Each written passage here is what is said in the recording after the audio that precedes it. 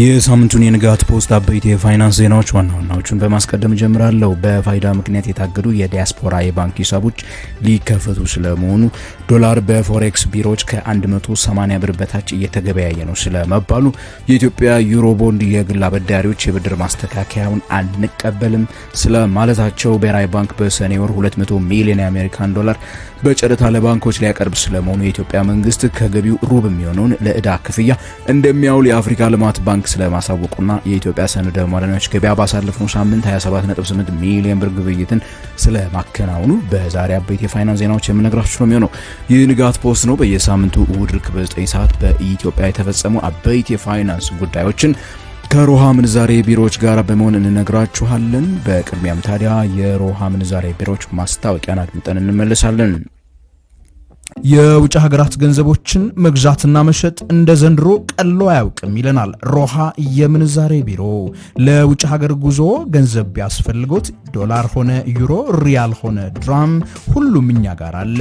ወደ ኢትዮጵያ በመጡበት መሸጥ ቢያስፈልጎት ይሄው አዋጭ ዋጋ ከመልካም መስተንግዶ ክብሮት ተጠብቆ በሮሃ የምንዛሬ ቢሮዎች ይጠብቆታል። ሮሃ የምንዛሬ ቢሮ በአዲስ አበባ ሳር ቤት በአዳምስ ፓቪሊየን ግራውንድ ፍሎር ላይ በካዛንቺስ ማህቡባ አፓርትመንት ቢልዲንግ ግራውንድ ፍሎር እንደዚሁም በድሬዳዋ ከተማ በብሎሰም ሆቴል ግቢ ውስጥ እናንተን ደንበኞቹን ለማስተናገድ ይጠብቆታል። ሮሃ የምንዛሬ ቢሮ ታማኝ ኢትዮጵያዊ የምንዛሬ አጋሮ። በመጀመሪያም ባሳለፍነው ሳምንት የውጭ ሀገራት ገንዘቦች በሮሃ ምንዛሬ ቢሮዎች እየተገበያዩ የዋሉበትን ዋጋ በመናገር እንጀምር። አንዱ የአሜሪካን ዶላር በ172 ብር ከ25 እየተገዛ በ175 ብር ከ69 ሲሸጥ፣ የእንግሊዝ ሀገሩ ፓውንድ በ228 ብር ከ10 ይገዛል፣ በ232 ብር ከ66 ይሸጣል። ዩሮ በ198 ብር እየተገዛ በ201 ብር ከ96 ሲሸጥ፣ ዩናይትድ አረብ ኤሚሬቶቹ ድርሃም በ47 ብር እየተገዛ በ47 ብር ከ94 ሳንቲም ይሸጣል። ታዲያ የሮሃ ምንዛሬ ቢሮዎችን አድራሻ ማወቅ የምትፈልጉ ከሆነ ዲስክሪፕሽን ላይ በተቀመጡት የሶሻል ሚዲያ ሊንኮች ብቻ አገኟቸው። ሌሎች ተመሳሳይ ከተከፈቱ የሶሻል ሚዲያ ፔጆች ለመጠንቀቅ ኦፊሻል ቻናሎቹን እታች ካሉት ሊንኮች ብቻ ተከታተሉ እያልኩኝ ወደ ዝርዝር ዜናዎቹ በዚሁ የምገባ ነው የሚሆነው። የኢትዮጵያው ብሔራዊ ባንክ ባወጣው መመሪያ መሰረት አብዛኛዎቹ ዋና ዋና የኢትዮጵያ ከተሞች ላይ የተከፈቱ የባንክ ሂሳቦችና ከፋይዳ ጋር ያልተያያዙ ሂሳቦች መታገዳቸው ይታወሳል። ይሁንና ከኢትዮጵያ ውጭ የሚኖሩ ዜጎች ታዲያ ፋይዳ መታወቂያ ስለሌላቸው የባንክ ሂሳባቸው ታግዶ ቅሬታን ሲያሰሙ የቆዩ ሲሆን የኢትዮጵያ ንግድ ባንክ ለደንበኞቹ እፎይታን የሰጠ አዲስ መመሪያ ይፋ አድርጓል። በዚህ መሰረት ደንበኞች ከዚህ ቀደም ሂሳብ ሲከፍቱ ከሀገር ውጭ መሆናቸውን መረጃ ከሰጡ የእገዳው አካል እንደማይሆኑ የተናገረ ሲሆን ይህን መረጃ ያልሰጡ አካላት ደግሞ ከኢትዮጵያ ውጭ መኖራቸውን የሚያሳዩ የተለያዩ ሰነዶችን በተወካይ ወይም በኢሜይል እንዲሁም ደግሞ ከሚኖሩበት ሀገር ኤምባሲ ቆንስላ በማስላክ እገዳው ሊነሳላቸው እንደሚችል ተገልጿል።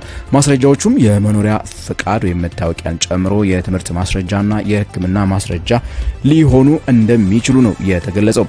ይሁንና በተባበሩት አረብ ኤሚሬቶች የሚኖሩ ኢትዮጵያውያን ባሉበት ሆነው ፋይዳ መታወቂያን ማውጣት ስለሚችሉ ከዚህ መመሪያ ውጪ እንደሆኑ የኢትዮጵያ ንግድ ባንክ ገልጿል። ባሳለፍናቸው ጥቂት ሳምንታት በኢትዮጵያ የሚንቀሳቀሱ በብሔራዊ ባንክ የተፈቀደላቸው የምንዛሬ ቢሮዎች አንዱን የአሜሪካን ዶላር ከ180 ብር በታች እየሸጡ ስለመሆኑ ልንመለከት ችለናል። ንጋት ፖስት የተመለከተቻቸው የምንዛሬ ገበያው ቁጥሮች እንደሚያመለክቱት ከሆነ ታዲያ በብሔራዊ ባንክ የሚቀመጠው አመልካች አማካኝ የዶላር ዋጋና በተለያዩ የባንኮች ያለው የዶላር ምንዛሬ ዋጋ መጠነኛ ጭማሪን ያሳየ ቢሆንም በገበያው ሌላኛው ባለድርሻ የሆኑት ህጋዊ የምንዛሬ ቢሮዎች ላይ ግን የምንዛሬ ዋጋ ቀስ በቀስ እየቀነሰ ስለመሆኑ ነው ያየ ነው።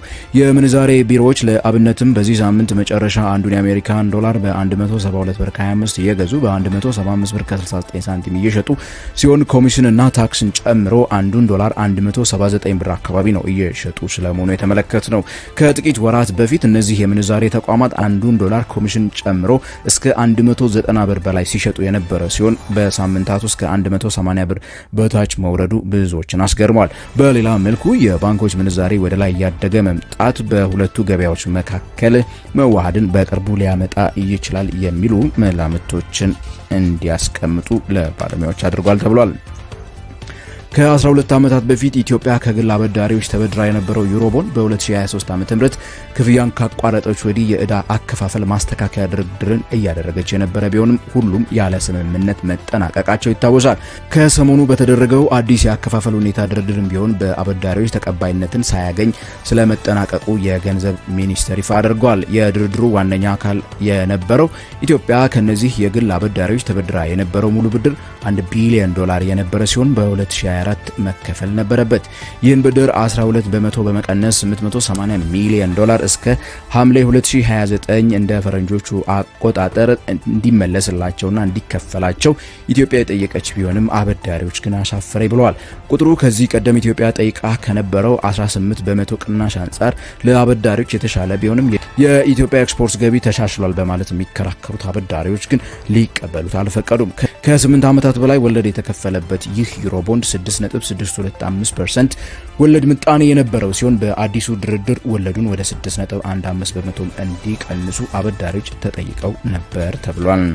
የኢትዮጵያ ብሔራዊ ባንክ በቀጣይ ሰኔ ወር 2 የዶላር ጨረታዎችን ለማካሄድ መወሰኑንም እንዲሁ ሰምተናል። በአዲሱ ሰሌዳ መሰረት ሰኔ 1 2018 እና ሐምሌ 1 ከሚደረጉ 2 ጨረታዎች $100 ሚሊዮን በእያንዳንዱ ጨረታ ላይ ለማቅረብ ስለመወሰኑ ነው ይፋ የተደረገው። የኢትዮጵያው የውጭ ምንዛሬ ገበያ ታዲያ በገበያ ፍላጎትና አቅርቦት እንዲመራ ከተወሰነ ጊዜ ወዲህ በብሔራዊ ባንክ የተለያዩ ጨረታዎች እየወጡ የቆዩ ሲሆን ከሳምንታት በፊት ተደርጎ በነበረው ልዩ ጨረታ $500 ሚሊዮን የአሜሪካን ዶላር ለገበያ ቀርቦ $1 ቢሊዮን በላይ የገበያ ፍላጎት መታየቱ ይታወሳል። በኢትዮጵያ የሚገኙ ባንኮች ገበያው የሚፈልገውን የውጭ ምንዛሬ ለማቅረብ እንደማይችሉ የሚያሳየው በዚህ ተከታታይ ጨረታ ታዲያ ብሔራዊ ባንክ ገበያውን ለማረጋጋት ከፍተኛ ሚናን እየተጫወተ ይገኛል። ኢትዮጵያ በ2024-25 የበጀት ዓመት ብቻ የገቢዋን ሩብ ዕዳን ለመክፈል ስለመጠቀሟ ነው የተሰማው። የአፍሪካ ልማት ባንክ ያሰራጨው የአህጉሪቱ ኢኮኖሚ አውትሉክ እንደሚያመለክተው ከሆነ ታዲያ ኢትዮጵያ በአፍሪካ ፈጣን የኢኮኖሚ እድገት እያስመዘገበች ያለች ሀገር ብትሆንም የገቢና ወጪዋ አለመመጣጠን ፈተና እንደሆነባት ነው የተናገረው። ሪፖርቱ እንደሚያመለክተው ከሆነ የኢትዮጵያ የውጭ ዕዳ የኤክስፖርት ገቢዋ 220 በመቶ መሆኑን የገለጸ ሲሆን ጠቅላላ የሀገሪቷ ዕዳ ከአጠቃላይ አገር ውስጥ ምርት 42.8 በመቶ መድረሱንም ነው ሪፖርቱ ያጋለጠው። በዘንድሮ ዓመት 7.8 በመቶና በቀጣይ ዓመት 8.5 በመቶ የኢኮኖሚ እድገትን እንደምታስመዘግብ የተነበየው የአፍሪካ ልማት ባንክ ታዲያ ኢትዮጵያ ከአጠቃላይ የሀገር ውስጥ ምርቷ ጂዲፒ ማለት ነው በታክስ የምትሰበስበው ገንዘብ 7.3 በመቶ ብቻ መሆኑ ሌላው ፈተና እንደሆነ ገልጿል።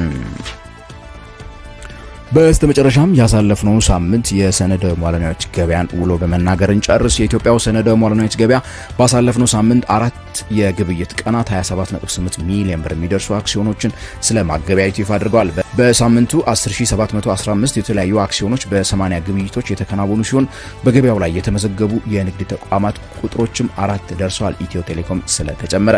በሌላ መልኩ በገበያው ላይ ባንኮች እርስ በርስ በሚያከናውኑት ዕለታዊ እና ሳምንታዊ የብድር ገበያ 55.3 ቢሊዮን ብር ዕለታዊና 20.1 ቢሊዮን ብር ሳምንታዊ ብድር ተከናውኗል። ዕለታዊ የብድር ወለድ በ2.5 በመቶ የወደቀ ሲሆን ሳምንታዊ በ1.8 በመቶ መውደቁንም ነው የተመለከትነው። ዕለታዊ ብድር ላይ በአማካይ 12.3 በመቶ ወለድ የተከፈለ ሲሆን በሳምንታዊ ብድር ላይ 15 በመቶ ብድር ስለመከፈሉ ነው እያየ ነው። መረጃዎቹ በኢትዮጵያው ሰነደ ሙዓለ ንዋዮች ገበያ ነው ይፋ የተደረጉት። የተከበራችሁና የተወደዳችሁ የንጋት ፖስት ቤተሰቦች ለዚህ ሳምንት ያጠናቀርንላችሁ አበይት የፋይናንስ ዜናዎች ታዲያ እስካሁን ያዳመጣችኋቸው ናቸው። ለቻናሉ አዲስ ከሆናችሁ ሰብስክራይብ ማድረግ እንዳትረሱ። አስተያየትና ጥያቄዎቻችሁን ኮሜንት ሴክሽን ላይ ጻፉልን እያልኩኝ በቀጣይ ሳምንት በሌላ የፋይናንስ ዜናዎች እስከምንገናኝ ድረስ ታዲያ የፍሬያማነት ሳምንት እንዲሆንላችሁ እየተመኘው መሰናበታችሁ እኔ ገሜ ብርሃኑ ነኝ።